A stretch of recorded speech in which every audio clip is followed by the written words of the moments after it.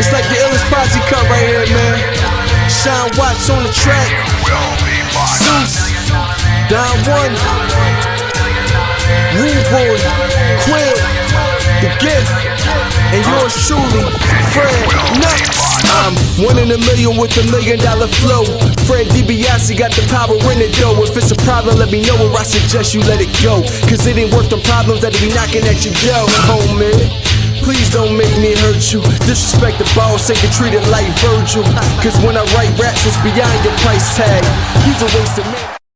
And welcome to Around the Bloxxx with Mike Knoxxx and my partner, my old school buddy. I spelled my name with 3 X's because frankly, like that hoe ass bitch you dated, I am hardcore. You didn't know she was hardcore till she left your ass because you know what you didn't have and she went to somebody else like me, a real OG.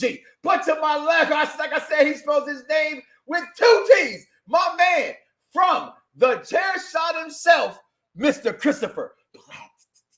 What's going on, Chris? Greetings and citations, ladies and gentlemen. Mike, it is an honor, privilege, and pleasure to be back. And I'm just happy to be back chopping up with the family again. And I'm right back like I left something, ladies and gentlemen. Gentlemen and ladies. And as welcome as always, my social media producer to the icon stars and ayatollahs and rock and rollers and Hall of Famers and then some who wants to be some, my man King Vaughn Jr. 720 on the Twitter and the gram. Find him. Welcome back to the show, he says to you, Chris. And as always, we starting the show off with boats and hoes. Hey. And a lot of things to discuss in the world of professional wrestling. As always, again, my name is Mike Knoxxx. Please, in all due respect, follow me. I am the best in the world at my namesake. I am loud. I speak loud. And fellas, frankly, if you're not making it get loud, that's not my problem. You see it all around the pictures all on the screen. Just follow us somewhere. Like, follow, and subscribe. As they say, tell a friend to tell a friend. This is the unpopular reviews Around the Bloxxx with Mike Knoxxx. And today, Chris, I'm going to start off now. It's been a while since you've been here, and I always try to do the mundane thing, right? Like, why do I got to do the mundane thing? Like, why do we do things in order? It's like Roman Reigns said, you do the same missionary position every single night. That's why I don't do post shows right after a wrestling show, because everybody does them like missionary position every single night. So I do what I can do better, and that's when you heard the rest. You listen to the best. If you don't like it, listen anyway. And today I want to start with the best wrestling show of the week. That was, frankly, without even being a question to me, AEW Dynamite has finally taken center stage in my life. And it's because of one man and one man only, Mr. Chicago-made Punk, the best in the world. But is he? Because I still do think that the head of the table, Roman Reigns, is still the best wrestler in the world. But we're talking about Dynamite. I'm sorry. They pulled me out, but now I'm back in. AEW Dynamite, to me, Chris, was hands down the best wrestling show of the week. Before we get into the matches, your thoughts on Dynamite? So, number one, first and foremost, I agree with everything you said. Do I think that AEW was the best show this week? I don't, but we'll get to that momentarily. But I was actually privileged enough to be in the house last Friday for AEW Rampage when Mr. Phil Brooks made his triumphant return to wrestling. And Mike, when I tell you, man, as soon as we heard we went ham, melon farm and cheese burger. Like that shit, man. Like oh my God.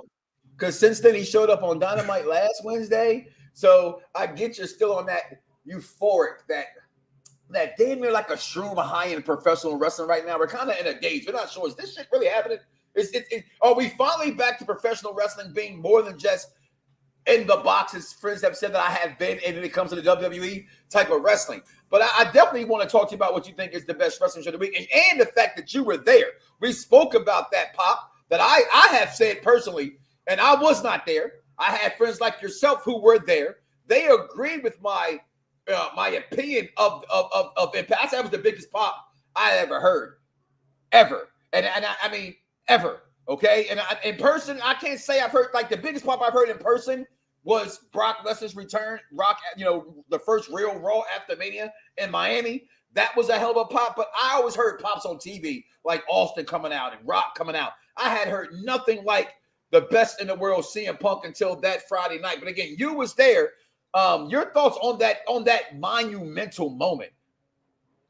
The pop, I don't know I'm still thinking, WrestleMania 33 when the Hardys came out, but just in terms of a moment as a wrestling fan, without question, this was the biggest moment that I ever had the honor to be in attendance of live and in living color. Like I mean, you put the dude up on the screen that was crying. Like it was other melon farmers there that was crying as well. Like it was just such a moment. And I got to give Pretty Tony Khan and his people, I got to give them their props because I feel as if they played this absolutely perfectly.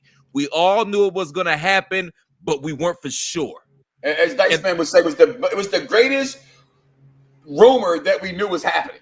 That was that because you still wasn't quite sure if Punk showing up would happen. And for those who don't understand, Dice is a newbound father. He'll return next week or sometime later in this show, but he had some baby duties and father duties to take care of. So my other right-hand man, Chris, has stepped in for the day. But past that moment, we fast forwarded a week later. We're anticipating, like you said, that Friday number will probably for Rampage will never hit that number again, as we saw the number again dwindle a little bit this week. But I'm not a numbers guy. All right. When it comes to money, we're talking professional wrestling. Who's still number one? Then I talk numbers. That's where WWE does tower over any and everybody else. But in the eyes of the fans, they're no longer the leading in our hearts of professional wrestling that has become AEW, Dynamite, Rampage, whatever you put AEW attached to, fans want to talk about it. So let's speak about Impact. Dynamite from last week. I said it was the best show of the week. And I felt this way. I felt that as a father, I was doing my children an injustice by all of them knowing it's like WWE products. And that wasn't even done on purpose. It was like, okay, here's my kids. This is what I watch. I go to the network. Find your own way. Like my son is a WWE ref historian. He can say things I wouldn't know, like what happened in Madison Square Garden in 1987. He watches the network when it was the real network, not before it got on the cock, right? Because it sucks, the cock. But the cock actually doesn't suck. Just WWE Network on the cock sucks, right? So because I actually loved, Peacock without WWE on there. But I felt it was an injustice. I said, no, I need y'all to watch this.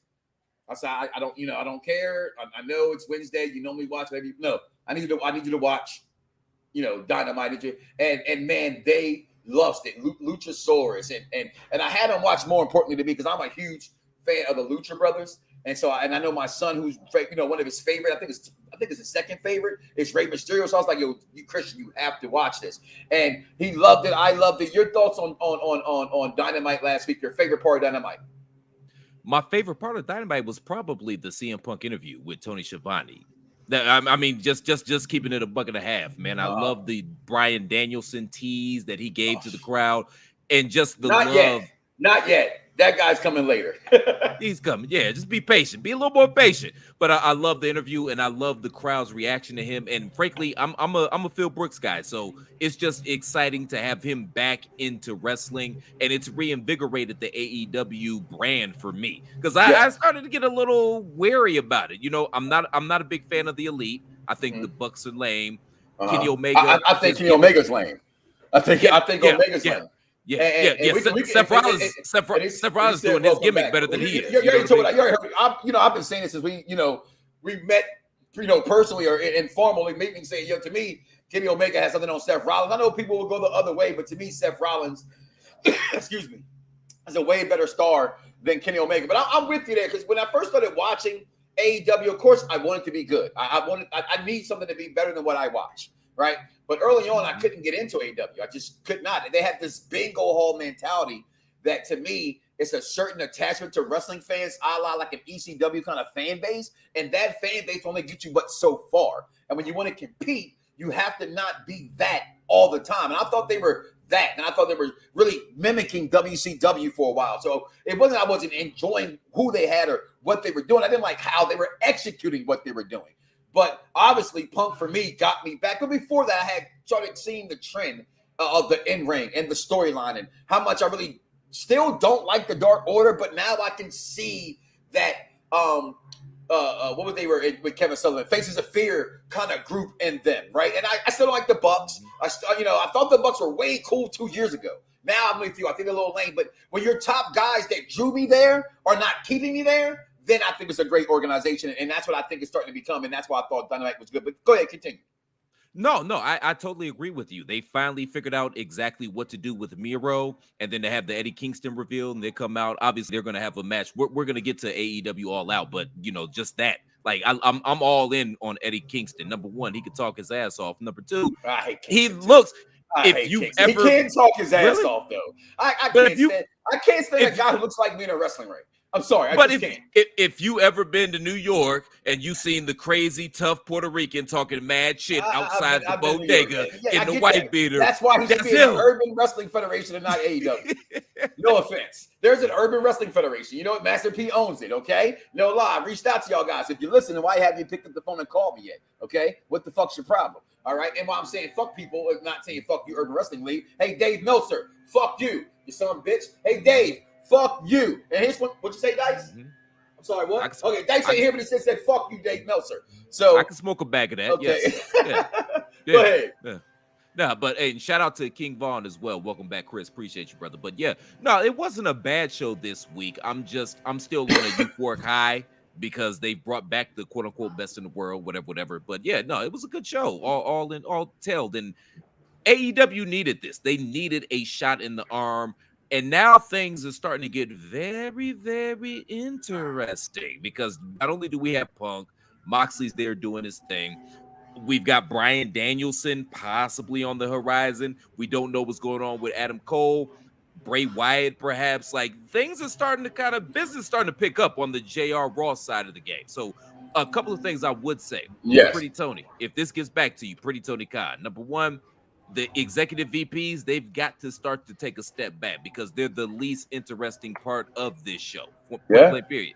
Number two, okay, you want to be Booker? I get that. It's my party. I'm a book if I want to. I understand that.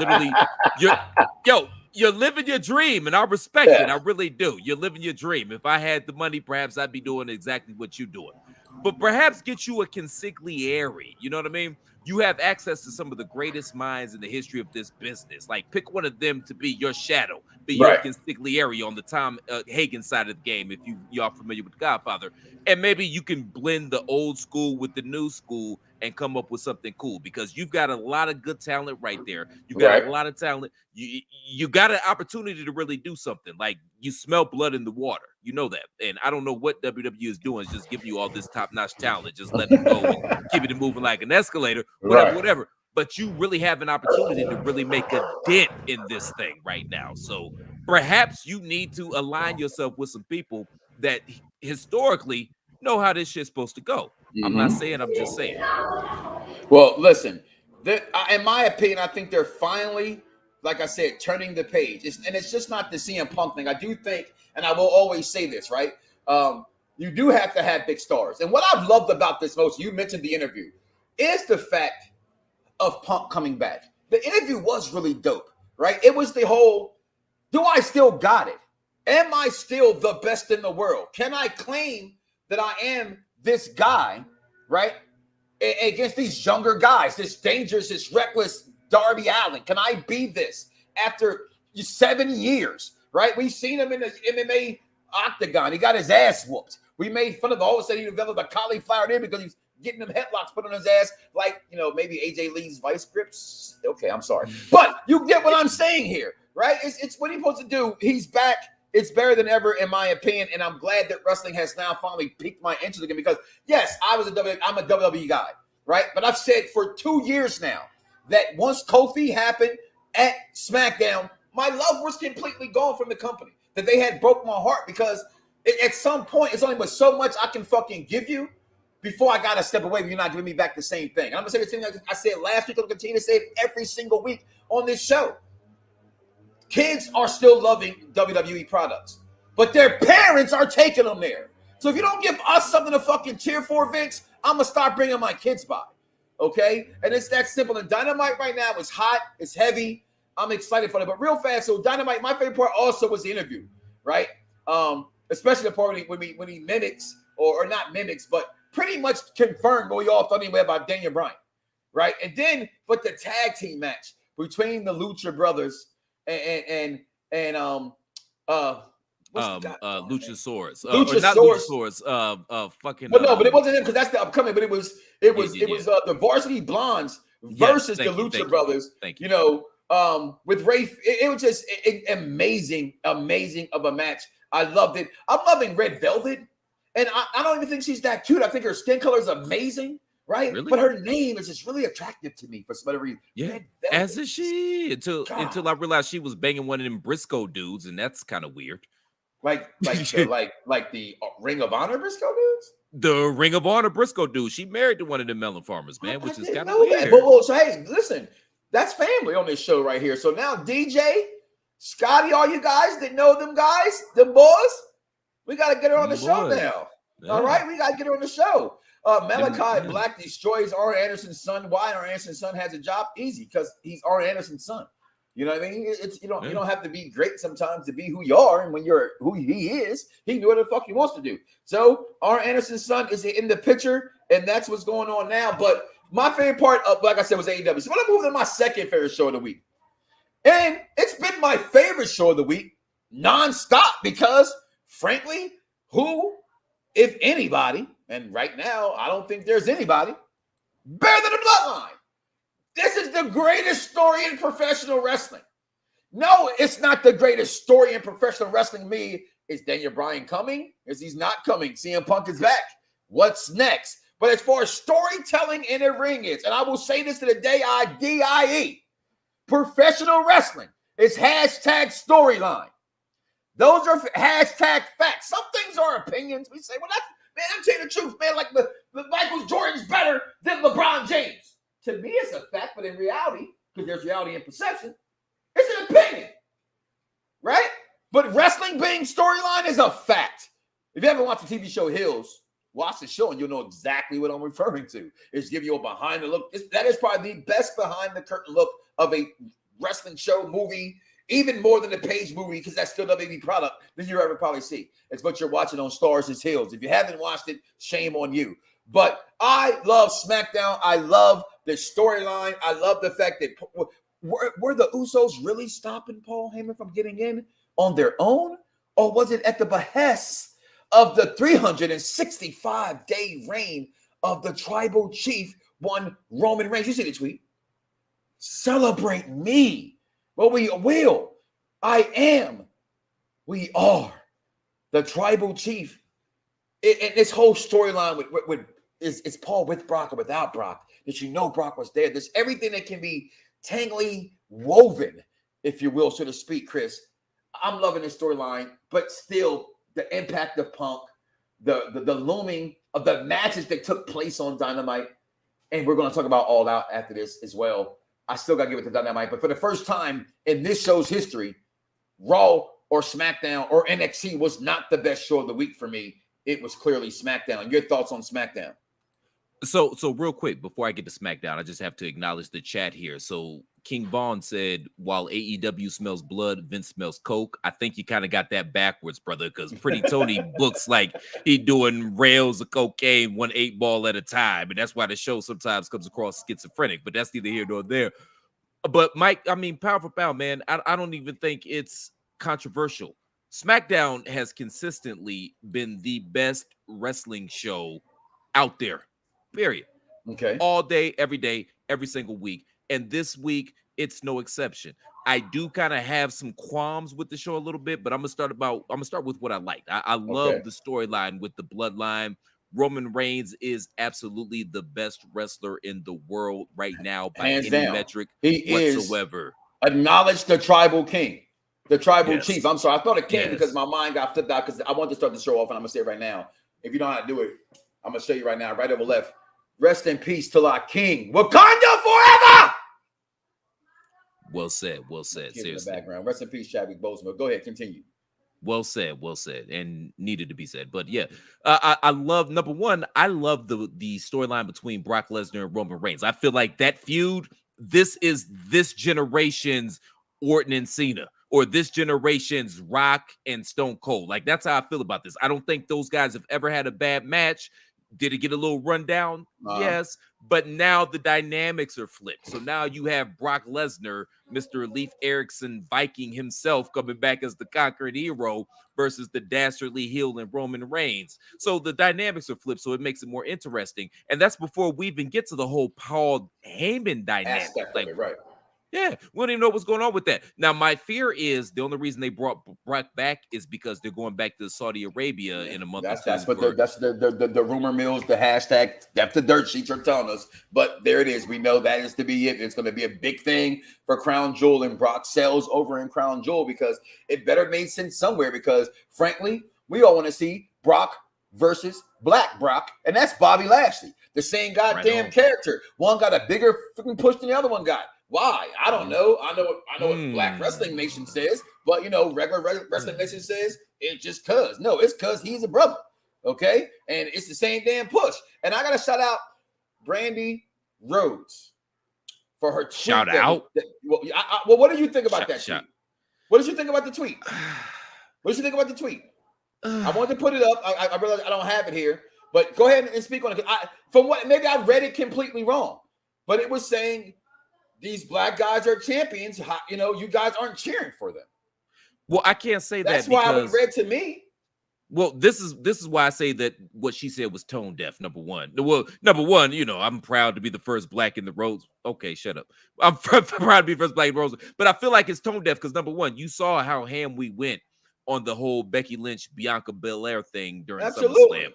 Even Nikki Bella didn't like that. Yeah. And you see how hard we go with Bobby Lashley and MVP and how pissed off we were when they broke up the Hurt Business. So that's why I felt like the tweet was tone deaf. Number two, go to your own backyard. You know what I mean? Before you want to talk shit about anybody else, why don't you look in your backyard? What y'all doing with Powerhouse Hobbs? What y'all doing with Scorpio Sky? Scorpio Sky and me, I thought was going to be their guy, right? He won that little stupid donut thing, and then boom, nothing from him. So I personally say, okay, you taking her tweet as a shot at WWE, and I can see that now, but I took it, now that you say that, absolutely right. It's a shot at them. I can't, and I got it right here. I'm not going to bring it out, I can't get it off, but her tweet pretty much reads, this might start some shit, but let's talk. I see a lot of complaining over here that aren't enough Black talent featured in wrestling. Yet, when Black talent is out there busting in the main event and holding championships, where's the love? Am I just missing it? So yeah, you're missing it. It's completely tone deaf because what Black people are y'all pushing? You got Jade Cargill, who has the opportunity to be one of the biggest stars in this industry. I don't know anybody that doesn't love Jade. I think she's too green. That's just me. Okay, that's fair. That's fair. That's fair too. But that kind of proves my point. Like, okay, people in glass houses shouldn't throw stones, Brandy. We already been looking at you sideways with some of the weird shit you say anyway. And now, who do you have? You have absolutely positively no melanin whatsoever, even sniffing the main events. So what are you talking about here? What are you talking about? And you can say, okay, maybe this one's not ready, maybe that one's not ready, but that's the same shit that they've been saying for 50 years why we couldn't have Black champions. Because they would nitpick and they would pick apart, okay, well, this one can't do this. But I still picked the point that Tyler he won, although I didn't want to take it away from the moment in which it was. It's the same thing I say about Bobby Lashley still holding his title. I've said this going on back to before that title when Kofi won that belt. The WWE title that a Black person had never worn, right? Some Black contingents will say there's never been one. Others will say we do count The Rock being half. I am one of those who say I do count The Rock. But there's a lot of them who say they don't. And it's not because of The Rock. It's not because of his nationality. It's because if they don't push him as a Black champion, they don't show any Blackness of The Rock. Matter of fact, when it comes to Black and The Rock, other than mentioning his father, it's all erased. He's completely Samoan. And that's not right as well. So when Kofi won, it was a oh my God moment. Go back to, I've got a shirt on right now. Okay, my hero, Chad Gaspar. Man, he rest in peace in his moment with MVP in the bar. And even while they actually let him win it. So taking nothing from that, but it's not the number one title anymore. Right? So, and it wasn't the number one title at that point in the company because the number one title is who they call their fans. That is the WWE Universal Championship. That's the number one belt. So at this point, yet again, no Black person has ever held the main title in that company outside the Wayne Rock Johnson. And I'm just put that in perspective. Not taking nothing from that moment. It was for the culture. Still what it meant could never be replaced. Like that fan that cried seeing CM Punk. It was the second time my kids ever seen me cry. Okay, because I did, in all actuality, hardcore enough to say it, because you still can't kick my ass. I shed a tear that night, and I'm proud of it. Likewise, man. You ain't alone, man. Likewise. But you take that bloodline from SmackDown. You take the match, the girls coming out. I'm always gonna love Mella. I don't care what nobody say. I'm a Carmella fan. No, she doesn't belong in the main event. But if 80% of them girls had Carmella's, what they say, savoir-faire, they'll be over. Oh, and it's coming. Mella, if Carmella could wrestle like Charlotte Flair, shit, there it is. The greatest women's wrestler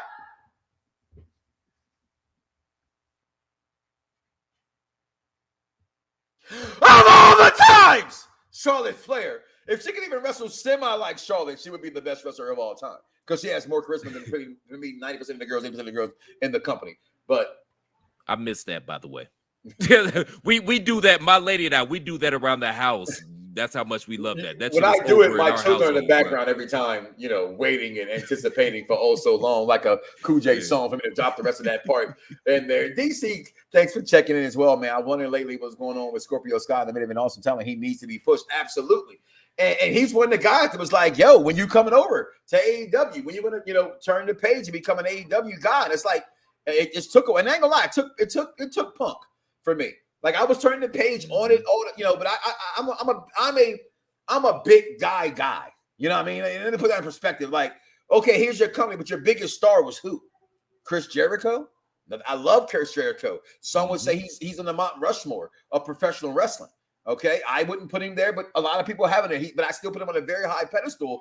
But he was your biggest star, right? So he can't be your biggest star. They needed other guys. Moxley gave them a slight push, but let's be real. Although as a hashtag Dean Ambrose guy, Dean Ambrose isn't quite pushing the needle. Also, Punk, Bryan, Bray, those guys push your needle, and those guys can help anybody else get over. But you know the best part about SmackDown for me was it wasn't that people were bitching about. Man, this used to be the logo. Oh, God, look at that. What is that? Just block on top of blocks? And then, let's get fancy. Let's put a skull on it. Was that really a hot logo? But you want to bitch about this? Like, really, let's not go back to FCW.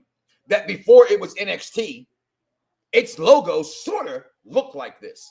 Let's not mention the fact they're on a network that gives them the NFL, the highest rating sports programming in all of North America. The NFL, the number one show. Let's not crap on everything just because you don't like something. Is it appealing to me? No, not really necessarily, but it's not as bland to me as these things. There's a reason why children have not really gravitated towards NXT because there's no color involved. Say what you want to say about Rampage and AEW Dynamite's logos. They're a little lively. They're brightened a little bit. Logos need to be brightened. I'm going to speak on that logo for a second, or you speak on the logo for a second. I just spoke on it for the last 2 minutes. Your thoughts on the new logo? This is going to get me in trouble, man, but it's just funny to me, so I got to say it. Like, it looks like NXT LBTQ to me, like all the colors and stuff like that, man. Yes. I'm going to piss somebody off with that one, man, but it's just jokes. It's just jokes. I'm interested to see where they go with this because how I understand it is that they recorded, I believe it was 3 weeks worth of television last week.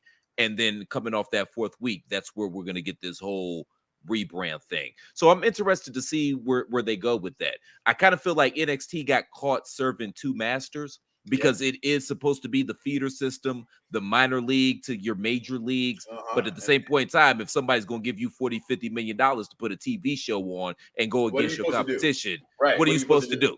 Number one, nobody's going to turn down that money, number one. Honestly, seeing this logo is why I don't think necessarily Adam Cole's leaving. I know everybody got Adam Cole slated for AEW. I know that they do. I'm not going to lie. It looks like that's where signs are pointing. But I was on Busted Open Radio, and then I spoke to Mr. Dave LaGreca since then. And I kind of made an appointment. They gave me like 60 seconds. That's like 30 seconds to talk. So I couldn't really I waited all that time to talk and couldn't really get it out. So I kind of murmured something that wasn't exactly fully what I was trying to say. And King Vaughn says the logo looks like In Living Color. And was that a bad thing in the 90s? I'm just saying. In Living Color shocked the world, right? So, and I made a comment. WWE's not dead, but to me, it's on life support, right? And last time we were on life support, let's just say this for argument's sake, it birthed what we got to be the best. Some would say the best era in professional wrestling, which is the Attitude Era for me. After that era, the Ruthless Aggression Era to me was the best era in professional wrestling because it had everybody from everywhere there. So for me, that was it. But let's not sleep on him yet. And if you keep an Adam Cole, although I don't think Adam Cole's a star, and it's not that I don't think Adam Cole's a star, Adam Cole to me can't be a star inside of WWE because he is too small. Though when you look at a Karrion Kross, we look at a Roman Reigns. I'm a Finn Balor guy. I'm a Prince Devitt guy. He can't quite get over there, right? It's just the land of the bigs, and that's where Vince is going. So Vince plans on, which I don't think happening anytime soon, going back. He's making too much money hand over fist, and the rumors are just swirling too much in the place that Disney's going to buy this thing. If you look at that logo again, it looks like a Disney logo. Okay, that's something Disney would do. Right? But that's something Fox would do. It just catches your imagination. So I don't think these guys are necessarily with that new go with them going to Fox, getting rid of Karrion Kross and those guys. I don't know exactly what's going on, but I'm going to wait to see what happened before I speak them all leaving so fast. But that was my second favorite show of the week. Go ahead. No, but real quick, man. So I'm glad you brought that up, that the New York territory, i.e. WWE, has historically always been known as the land of the bigs. And if you don't think that AEW is at least on their radar, especially after last Friday night, then you need to put the pipe down. So I think that this reconfiguration of NXT, I think that WWE is looking and saying, okay, well, what do we do better than AEW? Production.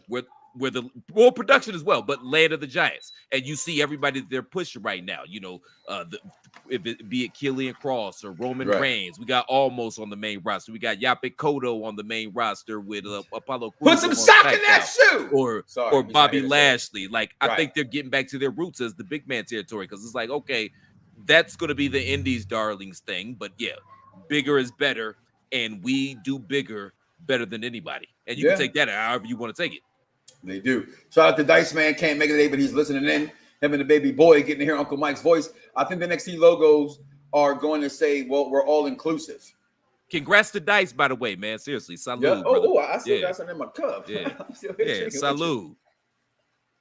David Mitchell chimes in. We're making up a small percentage of fandom as wrestling fans. I feel like blacks are always supported the wrestling business for years. I agree, Chris, what AEW doing to push people of color. And I disagree with that one part, Derek, because I'm at a lot of events. Not saying that you don't, right? But blacks are a heavy component to wrestling fans out there. It just is. They're everywhere. They're represented. I go back, and I gotta say this because 12 years ago, I was made fun of in a meme, right? It said, if you ever see me walking around a wrestling convention like this, you have permission to shoot me and end my life right now. Well, now that shit has become a movement. And some of the biggest belt collectors, belt emperors, belt kings out there, I'm an OG, but I'm a king. These brothers are emperors, are brothers. I know a dozen brothers that got 60, 75, 80 titles and go to every event and travel.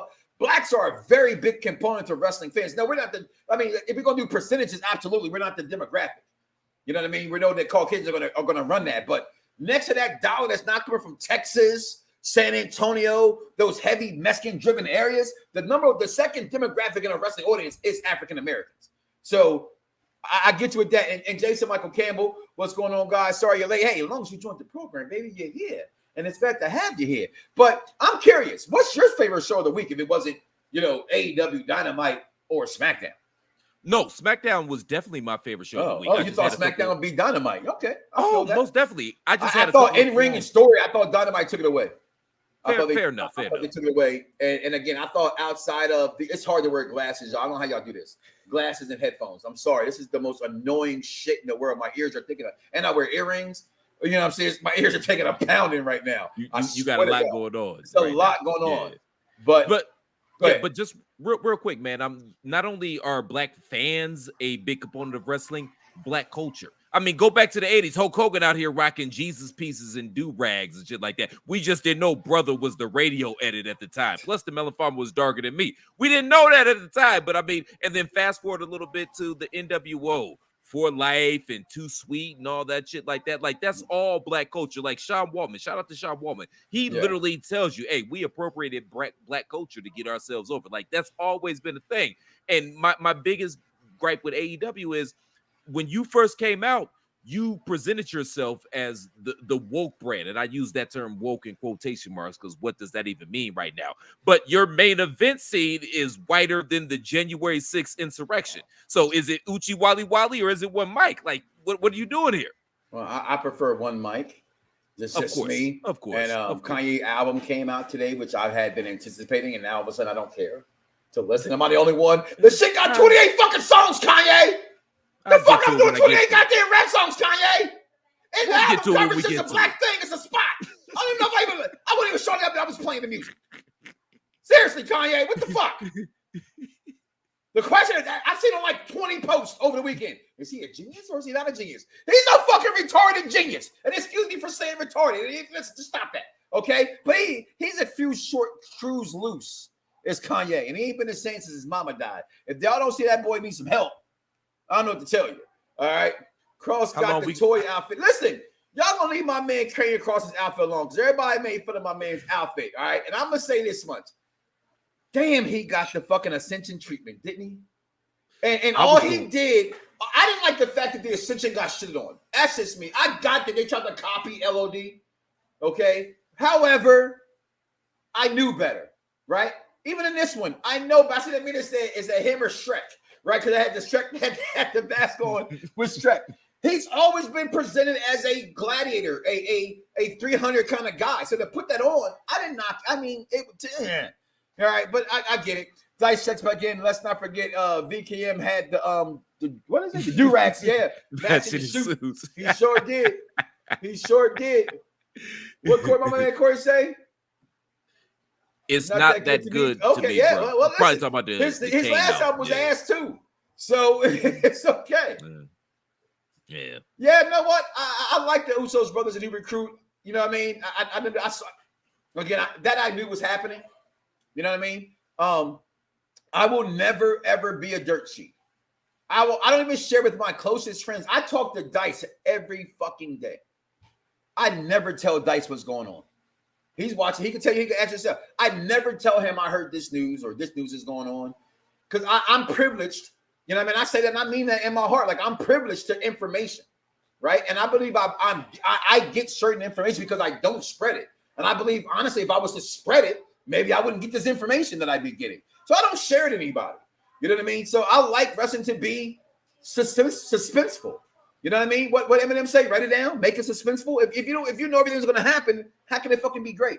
Unless you saw 8 Mile like 100 times like I have, and every single time you catch that verse, it's really fucking hot. But that's just me. But moving on, I have to pay respects to what actually happened this weekend, and we got to pay respects to NWA Empowerrr, the all-women pay-per-view that took place. I applause to these ladies right there for what they did. I honestly did not get a chance to catch the show out. I totally forgot. I work now. My new schedule is a little off and different. But I did go back and watch like some of the clips of it. So I don't want to speak on it too much from a fan standpoint if it was a good or bad or not. But I believe it was good for wrestling. I will say that much. And there you say I don't tell Dice nothing that happens. But also what took place this week was NWA 73, and that touched my heart.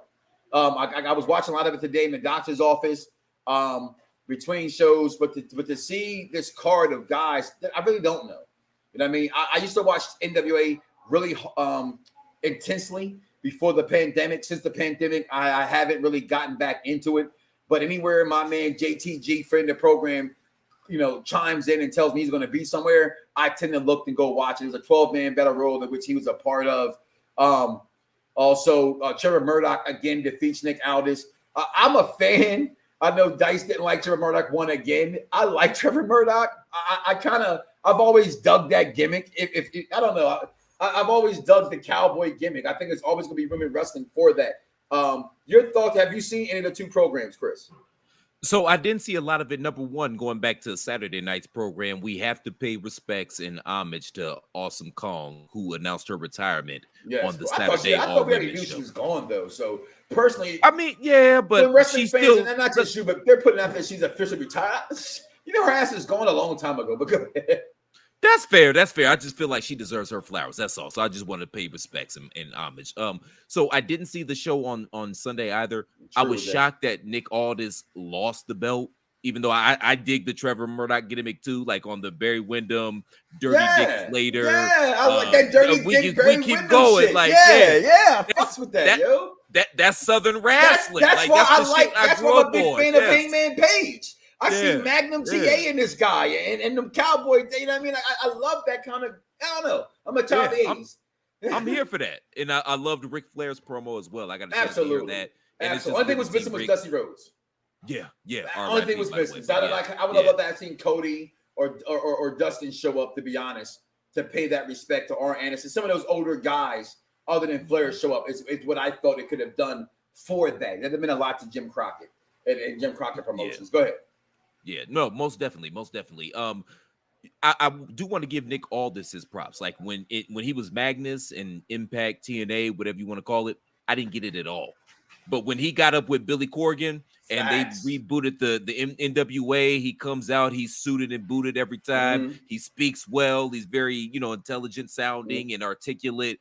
I feel like he gave prestige to that belt, especially growing up as a kid. Like I was WCW, NWA before WWF. You know what I mean? Like that was my preference before it all just went to holy hell. So seeing him and the way that he carried himself and the way that he carried that title, I just had to give him his props. I'm shocked that he lost. I guess it's about time. I mean, it seems like the Mother Farmer been the champion for 57 years, whatever. But I just want to give him his props, man, because he carried that belt with honor and prestige. Absolutely. And shout out to him to getting his wife on so that she could promote a show to big up a lot of the women in professional wrestling as well. And you know what? I was here. I'm like you. I was here for NWA prior to the pandemic. Like that was my favorite show to watch every week. It actually really was. I fell off. Yeah, I fell off. An hour long. Yeah. Yes. And it was old school. It was WCW Saturday night. It was all over again. Over again. Yeah. And shout out to my man Christopher F. Checking in. I'm with you, bro. Because honestly, I actually thought we were going to finish that last season. And when I found out they wasn't finishing, it was like, yo, can somebody pick up the one fucking season? Like it's Netflix. Like Netflix, you could have finished the fucking season. Don't let the pandemic stop that. Fans want it. All right. I know there's a petition that's out there somewhere. I ain't got one. I don't know where it is, but somebody, y'all do that dumb shit. Go find that petition and find out the fuck's going on with Glow. Yeah, I never cared for the British invasion on TNA Impact at all. The British Impact, listen, I'm not the biggest TNA Impact guy.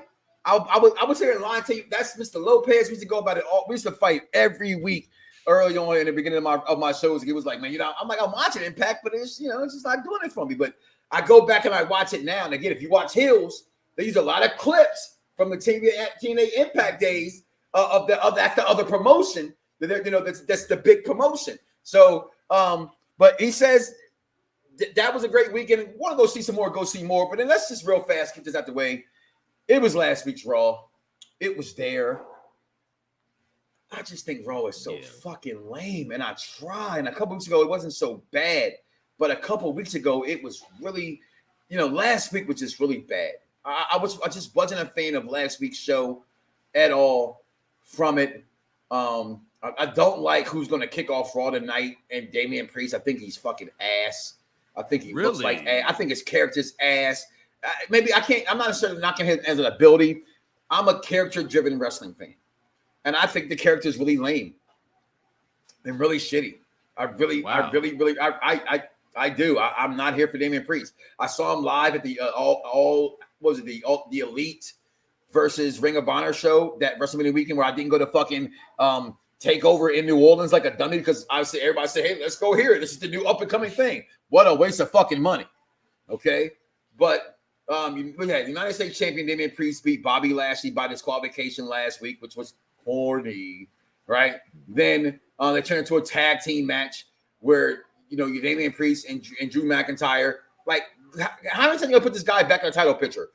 Beats Bobby Lashley and Lashley. I mean, I said Bobby Lashley. Sheamus and Bobby Lashley. Then Karrion Kross defeats Ricochet. Xavier Woods beats The Miz, and that was the best part of the show. Honestly, is that Johnny Drip and The Miz broke up. That was the best part of the show, and the fact that Beauty and the Beast, Nia Jackson, Shayna Baszler are back together. Your thoughts on Raw from a week ago? So, number one, I'm here for Damian Priest, and the reason I'm here for him is that he looks and sounds like a grown-ass man. And that's something that's terribly missing in wrestling NXT nowadays. Logo, he should put all those colors on him. I think he does have all those colors in his hair because he's Yeah. got the colored braids and whatnot. But no, I'm here for that. But no, I other than that, man, I agree with your assessment of Raw. Like, this is the problem with Raw, man. Even if it's okay, like, it's just okay. I don't know what's going on. It's hard for me to believe that it's just because it's 3 hours, because it's not like, oh, these 2 hours were fire and then we got to that last hour and it was ass. Like, that's just not how it works. Yeah, and that's weird. Like, the first hour, you're like, okay, this is pretty good. Where we're gonna go? Second hour, you're going, third hour, you're like, I'm playing Madden. That's how it's been going. Or I'm going to bed. Yeah, you know what I mean? I'm going to bed. I almost went to bed. Shit. I think I went to bed last week on Raw, as a matter of fact. I actually think I told the boys, I'm going to bed tonight, yo. And matter of fact, I know I did. I went and bounced to go to bed last week. Chris Redshine and Yo Knoxxx. And he spelled the right way. That's how y'all spell it with 3 X's. Is it just weird to SmackDown get all the good stuff? They do. They're treating Raw like the bastard child. Well, they got Bobby Lashley as their champion, and he's black, and it's the secondary belt. So yeah, it's the bastard child show. I was disappointed that Brock returned on SmackDown when Lashley is on Raw. We said that earlier in the program as well. Brock should definitely be going to Raw. But NFL season starting. How do you get people talking about your program? You put it on the show like SmackDown's the 8th show. For years, we knew it was Raw for years. And we even tried to argue because wherever Michael Cole was. Once Michael Cole switched, that was your switch because he's their A guy. He's who some call the greatest commentary of all time. And those who don't know, Jim Ross is. Says that? There's a good contingent that thinks that Michael Cole is the greatest announcer of all time. And I disagree 100%. But I will say this for the caveat's sake and playing devil's advocate. He has called some of the greatest matches and biggest matches in that company's history. He's been here so long. If you date back to that far, you can see it.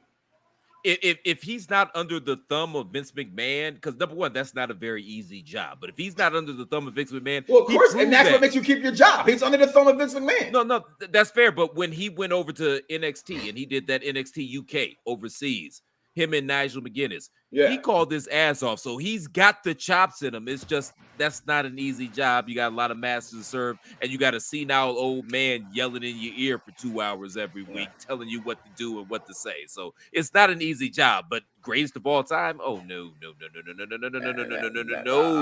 We're not going there. But people say it, so I had to put that out there. But overall, the weekend wrestling as a whole, it was fucking pretty awesome. I'm not gonna lie. I'm gonna give the weekend wrestling a 5 out of 5. Bret Hart Intercontinental Heavyweight titles. Just so fucking good. It was the best it was. It was the best it's been. Right? I mean, saying that part makes it go to a 4.5 because we still had Raw. But minus Raw, the weekend wrestling weekend was just. I didn't even talk about NXT and the possible return of this lady right here, Miss Tessa Blanchard. As she tweets this out today, take a zoom in on the money. It is, can she be coming in? And she's a Blanchard. I had her all pegged to go to AEW because her father's there. Friend of the program as well. Mike, I'm not going to lie, man. I just knew she was going to show up at that NWA show this weekend. I just knew it. Yeah. I just knew it. And obviously it didn't happen, but yeah. So your weekend wrestling grade. What would you have to give wrestling a weekend wrestling grade? You have to. You know what? I'm gonna go 4 out of 5. Stone Cold Steve Austin Smoking Skull WWF/E World Championships because I have been reinvigorated in my love. When you were in Chicago, wrestling. It was so unfair. You got to feel the goosebumps. I had goosebumps watching it on TV. Did you get the Spidey sense when he came out when you knew he was coming out when he started off the fucking show? Yes. They played that perfectly too, man. Because I'm thinking they're going to bring him out at the end. Tune into Dynamite on Wednesday to see what happens. But in hindsight's always the best vision. But yeah, they had to do it like that because if not, we probably would have hijacked the show with CM Punk chants until he came out. You know what I mean? So they played that absolutely perfectly. But that's where I'm at in wrestling. I'm reinvigorated. I'm exciting. I'm excited. Rather, brother. I'm sorry. I do a show called MTV. The Lies, Spies, and Allies reviews of myself and Captain Shakespeare right here in the Unpopular Review. There's a lot of people from Big Brother on that show. But I'm just teasing right there. And football takes it backstage to no one in this country. Well, Jason, once you stand back up off the toilet after pissing and you wipe your he's a great member. It's all jokes. It's all jokes, man. I'm just talking shit. It's literally all jokes. But go check out SmackDown, man. Like SmackDown is far and away the best wrestling show in the land right now.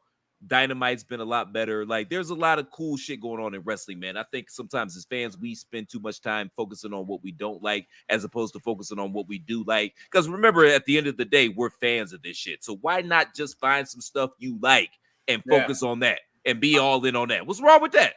I'm always going to say Derek Gordon Sully. For me, hands down, is Gordon Sully. I think Joey Styles doesn't get no credit to being a one-man machine.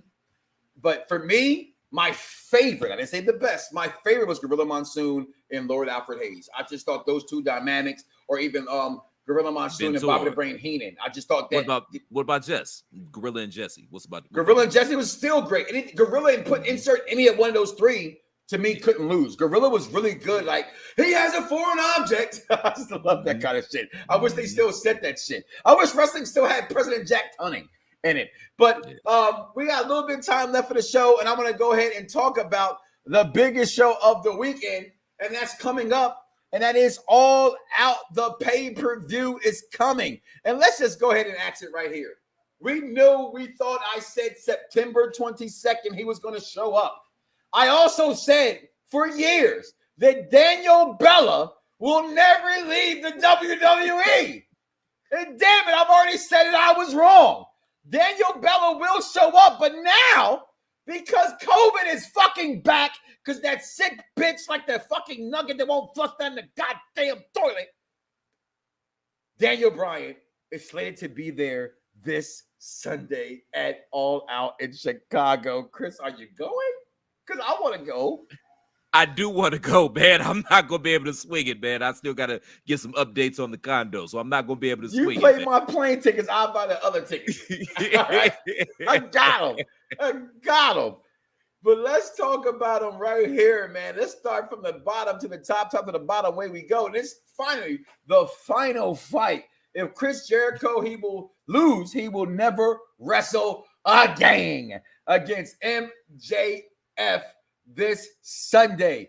Who do you got, Chris?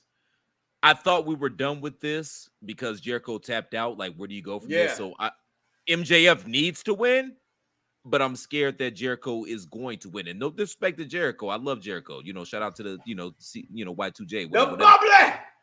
Yeah. Oh, the bubbly was delicious too. Did you try any of that? I still haven't done it. I'm sorry. Look, bit of an aftertaste, but not bad. Seriously. I'm scared that Jericho... inexpensive wine or champagne. Yeah. So it's not supposed to be too good. It's probably a brute. And it's not a Spumante. I'm quite sure it's not a Spumante at that price. Well, it's all wine, not Mike. The only reason they call it champagne. Oh no, the only reason they call champagne is because they grow it in the Champagne region of France. Everything else is just sparkling wine. Look at that. I took wine class. I didn't take champagne class. Yeah. By the way, cognac is a wine. And it's grown in the cognac that I know. Of France. That I know, but I ain't drinking cognac today. I'm drinking that Jameson, that Irish whiskey, baby. Put some hair in your balls if you ain't got none. Hair on your balls, ass, and back. But I think Jericho wins this one. I think MJF wins this match. I hope you're right. I think Jericho is done with professional wrestling as far as the in-ring standpoint is concerned. I think getting the news today that Jim Ross will step down from being active so much and taking a new role in the company says he's going to straight to commentary. So I'm going with Chris Jericho to win this match. Also on the card, who I've said put the rocket ship to his back, and that is Miro. To me, next to Hangman Page, he is the best thing this company has. He's physical specimen. He whoops everybody's ass. You can hate this guy. And I just hate Eddie Kingston so much. I'm sorry. I know you say, I'm sorry. He belongs in the Urban Wrestling Federation. No offense to Urban Wrestling Federation. He just doesn't belong in AEW with that gimmick. I fucking hate this guy as a character. Not the person. And if I'm wrong, he's probably a nice guy. Whatever. This is my show. I ain't gonna be fucking nice. I fucking hate his character. Miro better win this fucking match. And plus, the match came out of nowhere, so I know Miro wins this match. Who you got, Chris?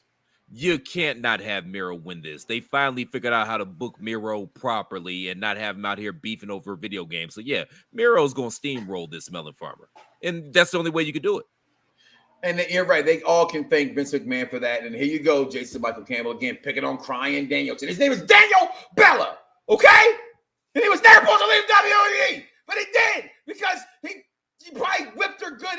You know, if you watch Total Divas, he don't have a lot of power in that relationship, but he must have did something right because he's going to AEW. All right, so there it is. Leave me alone. He done seated her up twice, so he doing something right. Hold on now. Why are you giving up? We didn't get to CM Punk yet. Jericho wins. CM Punk is in AEW now. There's a few that will be settled again. Best in the world too. Okay, I like that. You went with Jericho in that one. Okay, and you got, and I got Miro. You got Miro as well. Yes. It better be Miro. All right. Mm-hmm. Let's talk about the world title match. Captain Charisma versus Captain I have no fucking charisma, the champion, Kenny Omega for the AEW title. Captain no fucking charisma. Captain I can't fucking talk on a mic. Captain I'm so good in the goddamn ring. Everybody keeps putting me up here because I'm so good in the goddamn ring. To me, and I'm going to say this because I can say this because I was wrong. So I hope I'm wrong about Kenny Omega. Tweet that. I hope I'm wrong about Kenny Omega. I used to think that AJ Styles wasn't nothing but an in-ring talent. I thought all AJ had in Impact was, God, he's the best wrestler I've ever seen. Well, one of the best wrestlers I've ever seen inside the square circle. Then he got to beat John Cena, and I started seeing his personality on a different stage, and I thought, man, why did I miss from this guy? So if I'm missing from Kenny Omega, so be it. But as of right now, Captain Charisma Christian Cage will lose this match because he's not going to win the title, AEW title. That's slated to be Hangman Page. Kenny Omega wins. Your thoughts on this one, Platt? I don't see it at all with the whole Kenny Omega thing. And I even see people on social media talking about no wrestler has Kenny Omega's drip. The only drip he could possibly have is from visiting one too many of those Japanese bathhouses. He's a good in-ring performer. What's wrong with a Japanese bathhouse? That's like saying like a rub and tug. Ain't nothing wrong with a Japanese bathhouse, but don't leave out that melon farmer with some drip. That's all I'm saying. Like, that's all bad. Well, I'm trying to go to LA and hit a rub and tug. My wife's already down for it. It's a rub and tug. You can't get mad. It's not cheating. It's just a hand. I'm just saying, how you gonna explain that going back home and you dripping? There's no explanation for that. But Christian Cage isn't gonna win this match at all. They're all in on Omega. I still think he needs to take a step back, but yeah, he does win this. I think this is. Yeah, he is. He's just corny. Just corny. One of my other favorite wrestlers in the company, the bastard Pac, takes on Andrade El Idolo with Chavo Guerrero Jr. in the corner. I want Pac to win so bad, but Pac's not going to win. I think Andrade makes it his pretty much making his pay-per-view debut in this company. As far as the in-ring ability is concerned. I don't see Andrade losing. This is one of the matches, Chris, that here's what AEW does very well. Whoever loses, no one really loses, right? And in WWE, if someone loses for whatever reason, it's kind of like a big deal because how they do the company. But right now, Andrade can win this match and Pac can win easily a couple weeks down the line. But again, a rivalry that came out of nowhere. For what it's worth, and we're keeping it real. That's what we do here in the barbershop. If we can talk about anybody and everybody in the barbershop. All right, nobody's off limit in the barbershop. We talk about whoever and whatever in the barbershop. They threw this pay-per-view together because some of these matches makes no sense. They have not been built. Let's be real. Let's keep a fade of fade, as people say about WWE. This is a shitty built pay-per-view, although the card is pretty fucking awesome. I'm still taking Andrade in this match. Your thoughts? No, I agree with you. This match is all about one guy, and that's Phil Brooks, a.k.a. CM Punk. Now, in terms of this match, I'm all in on Andrade. I absolutely positively love Andrade. I really wish AEW would have brought in Thea Trinidad, a.k.a. Zelina Vega, because I think that as an act, that's hot as fist grease. I think that this has the opportunity to be the match of the show. I love Pac. I do too. I do think this has the potential. And this and the next match we're going to talk about, I think, are the potentials to be the best matches of the night. Yeah, but you can't let Andrade lose, and he just came in. And don't be surprised if you get a cameo from father-in-law, future father-in-law, potential father-in-law, aka Woo. I mean, he does seem to be able to do whatever the fuck he wants to do. So, Yeah. I mean, he is a free fucking agent, so he can do whatever the fuck he wants to do. But this next match, I think, can be potential. And I know we're sour on the Bucks lately. I do think they do super kicks way too fucking much. But anytime you see Los Lucha does in a match, I'm just here for it. El Patron, Rey Fenix, the best little guy I've ever seen in this business since Rey Mysterio. The Young Bucks, they deliver when it's big pay-per-view time. This match has been built the right way. Talking about matches not built the right way because they had a tournament leading up to this. I'm here for this match, and it's in a steel cage. Your thoughts on this match, Chris? Junk food. It's gonna be junk food. It's Krispy Kreme donuts. It's sour cream and onion barbecue chips. No one heard it here first, Chris. I'm sorry, Chris, to cut you off. Talking to another Chris. People are saying it everywhere, okay? And before, a year ago, I would say never. But never can say never anymore since AEW has all the things in the world. But I also think to be the best, you have to be the best. And to be the best is to be the best. And Charlotte Flair is the greatest women's champion. Wrestler. Female. Jazz hands. Of all time. She ain't going no damn well. And you heard it here first to match that up. But go ahead. I'm sorry about that. I get emotional when it comes. Don't to that apologize. I missed that so much. You have no idea. But this match is going to be complete junk food. It's going to be totally bad for you, but you're going to love every single bite and every single morsel of it. I agree with you. You know what? I think we get a title change here. Oh, okay. Yeah. For the AAA titles, though? No, this is for the AEW. No, this is for AEW. Yeah, this is for so AEW. you're right. Yeah, this is for AEW. You know what? I'm going to also pick them to win the match as well. I don't think the Bucks win. And somebody said they can't afford Charlotte. Oh, shit, are you kidding me? He got that Saudi oil fuck money. Are you kidding me? They can afford me. I'm talking all this shit next week. Christopher Platt is all elite. Even if she goes to AEW, this energy ain't going nowhere. She's still the best. Okay? But guess what? I'm not going to follow the trend that people follow like trendsetters. Right? Everybody will all of a sudden now, your culture event poachers. Okay? And listen to here. I'm going to take my glasses off.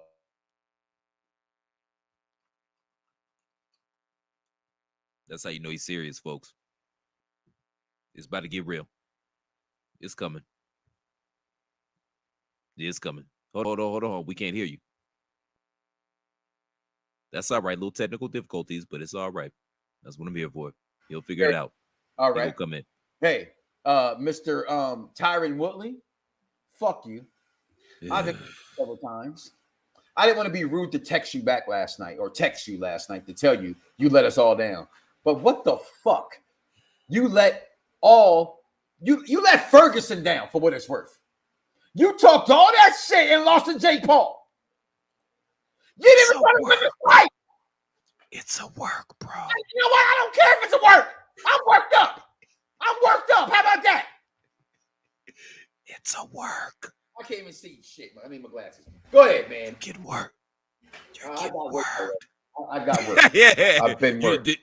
Did you pay for it? You didn't pay for it, did you? What do you think? Okay, cool. Okay, cool. So what you tripping? I paid for John Jones, Floyd Mayweather. That is it. Okay, Usman can't get no love? Huh?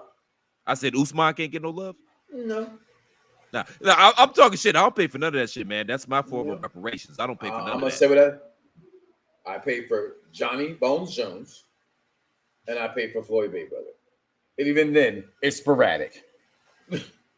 All right? Touche. With that being said, next match on the card, we both picked the Lucha Brothers. We got this women's buy-in match.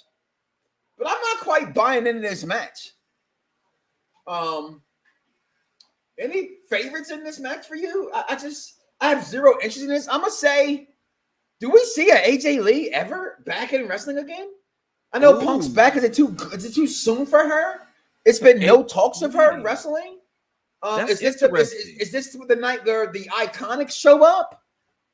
See, I'm thinking Ruby Riott, but you threw that AJ Lee caveat out there. That's interesting. But I was thinking Ruby Riott or whatever she's calling herself. For Ruby? Has it been 90 days for Ruby yet? It feels like it, right? I mean, it feels, I don't know. This feels very Ruby Riot-ish or whatever she's calling herself now. I do like the fact that you threw out that AJ Lee caveat. Could we see the Iconics? They've been making a little bit of a stir on social media the past couple of days, so you can't rule that out either. Or maybe this is when we get money. Yeah. First of all, Tessa Floyd Mayweather's never Blanchard. been married, so you can't be a wife beater if he's ever been married. Just saying. Technically. I mean, technicalities, but that's hilarious. That was funny. That's the best line on the show, by the way. and I also think that Nia Rose is complete trash, but I think on a completely different scale of reasons why I think she's complete trash.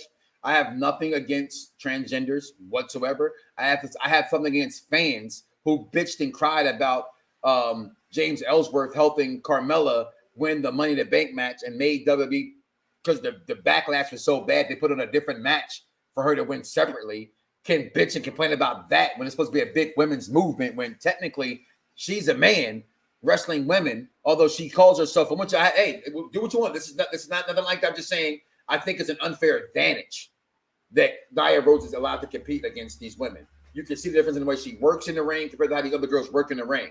And I just don't think it's fair to those ladies that have to deal with this massive, transgender person whooping their ass like that. That's why I don't like her. They're saying Ruby Soho may that's debut. A new name. Okay. Y'all knew who I was talking about. What the hell, man? Y'all knew I meant Ruby Riot, Ruby Soho, we Red got grapefruit juice. We put it back together. Ruby Red grapefruit juice. Y'all knew who I was talking about. Come on. The Charlie Chaplin looking melon farmer that used to be in WWE with all the tattoos. Y'all knew who I'm talking about. Johnny Moxley versus Hojuma. I don't know who the fuck Hojuma is. I'm not gonna front like I don't either, man. John Moxley. I'm gonna just go with John Moxley. Yeah. Britt Baker takes on this person. That's the alien, man. That's the alien. I know, and that's why I said this person. I don't know. Oh, you were being politically correct. Yeah. This person, because she's an alien. I got you. Dr. Britt Baker. I'm all in on Dr. And the Britt. greatest women's title I've seen in years will retain at All Out. You agree? Yeah, I'm all in on Dr. Britt. I'm all in. Yes. And pun intended, by the way. Yeah, I'll be all in too. In the match, 7 years in the making. There could be any match that had CM Punk in it. Is he still the best in the world? CM Punk. That shirt broke websites. That shirt is $40 with shipping, without the black collar around it, because they ran out of black collar shirts only being sold live. Did you pick up a shirt while you was there? I tried, man, but bro, by the time we got out, the line was literally around the block and around. Did you get your free ice cream bar? I did get my free ice cream bar, and I gave it to a little kid outside. Oh, you should have kept the wrapper though. I should have, but what I'm gonna do? I'm gonna fly with a sticky ass ice cream wrapper. I'd have ate that shit. Fuck that. Fuck that little kid. No offense. That Punk was back and we finally got our ice cream bars. You gonna give it away? That kid don't know what that wrapper. Put that ice cream. You waited 10 years for that damn ice cream bar. You gonna give it away? I'm gonna say this: CM Punk has to win. Not that CM Punk's gonna win. I think CM Punk has to win, and I think this takes something from Darby Allin. And if Darby Allin wins, it sets, damn, I'm not the best in the world anymore at what I do. And where do I go from here? For the company's sake, I'm going to say CM Punk. Your thoughts on this match and the winner? Mike, the only question about this match is whether or not it closes the show. Punk's obviously going to win, but do you think that they close the show out with this match? I do, because I think Daniel Bryan helps close the show. So, no, you know what? I think Kenny Omega goes on last. I think that AEW has done a very good job at listening to wrestling fans, right? And catering to the bitching and the moaning. And a lot of that bitching and the moaning was the title should go on last, right? So the title goes on last because Daniel Bryan pops up after that. That's what I'm going to say with that. But I don't think it's the last match, although we talked about it a lot earlier. Your thoughts? You're probably right. I think it should be the last match. I mean, it's clearly going to be the main event, because how is anything going to be able to follow that? Especially seeing what we saw last week in Chicago at the United Center when Punk came out. Tessa Blanchard, it's like she's going to WWE. Go ahead. I'm sorry. No, that's it. So yeah, I think it should be last, but I'm kind of on the same wavelength as you. I think that the title match does go on last, and that's when we get the Bryan Danielson reveal. But obviously, Punk's going to win this. Punk a sellout? Punk's actually the opposite. Oh, actually, it's the opposite of him being nothing but a sellout. Because again, if anybody remember, go back, check the tapes. I said, "Fuck CM Punk. I love Phil Brooks." Here's the reason why: reality and perception. Right? Reality is, if you work for a company, we all got jobs. We all got real jobs. If that real job is saying "fuck you," and you can take your money and go about your business and live a comfortable life without that company, then that's cool. The wrestler guy, CM Punk, I fell in love with because he told me he was approved, wrestling. And to me, unlike Bret Hart, say what you want to say, he's my second, he's my 1.2. Bret did screw Bret, because what person is going to tell me that you're going to leave my job, leave my company to go to another company? I gotta have you lose. That's the business, and that's for any wrestler. When Stone Cold took his ball home and ran because he wanted to lose, that was a bitch move. Okay, for what it's worth. So I don't see how Punk's a sellout for that. I just don't see that. No. He's him coming back. He said, you were there. Y'all waited 7 years, should be 2,766 days. Wrestling business doesn't do that. The CM Punk chants were not ever going anywhere. And I think that says a lot. I'm glad you said that, Mike, because let Uncle Christopher give y'all a little bit of game out there, okay? Your sole purpose in this life, the way that everything is set up, is to put yourself in a position where you have the leverage to do whatever the fuck you want to do. That melon farmer did that. You might not like how he did it. You might not like how he left, but at the same point in time, he put himself in a position to have the leverage to do exactly what he wanted to do. He said, yo, I'm not happy here anymore. I'm in a place where I could walk away and get my sanity back, and we should all be so lucky. And hopefully we see his wife. How about that? Well, with that being said, guys, we're going to cut today's show off and say thank you for joining us. Chris, thanks for filling in, man. I appreciate it. My brother from way back doing shows. We haven't done shows in a while. You sort of people say they were happy to have you back, so it was good to see you back. Where can they listen to that sultry melon farming voice? Number one, Mike, it's always a pleasure to come on and chop it up with the family, man. I appreciate it. Thanks for all the love in the chat as well. It's also great to be back. Y'all can find me on Twitter at The Real C Platt. Y'all can also find me on thechairshot.com. Every Thursday, debuts at 8 p.m. Yeah. Pod is War. We also got Three Man Weave. That's our sports show. We chopping it up. It's myself, the Commissioner PC Tunney, and Mr. Ray Cash chopping it up about the latest, greatest, up to date in sports. That debuts Wednesday nights at 8. That's why they don't bring me on, because they know I would, kill them. But go ahead. I'm sorry. Oh, you always do this shit. You always do this shit when we get on, and I'm like, you already know you got an open invitation, and then I don't hear shit from you. I don't want to open that page. I want you to say, hey, what you doing tonight? Okay, hey, what you doing on Wednesday? Okay, hey, what you doing on Wednesday? I have a show on Wednesday nights. See what I'm saying? Listen, man, football season about to start. The hour of power and sports is coming back on Thursday nights. It's just, I got a lot going. I'm gonna be tired tomorrow. I said, man, I don't have like 4 shows a week, yo.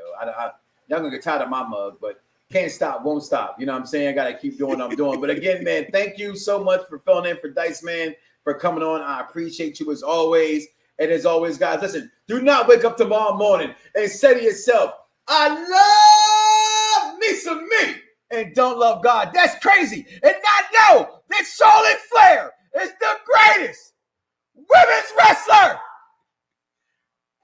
of all the time. Everybody's got a price. Everybody's gonna pay. But the $1 million man always gets his way. $1 million man. Yeah.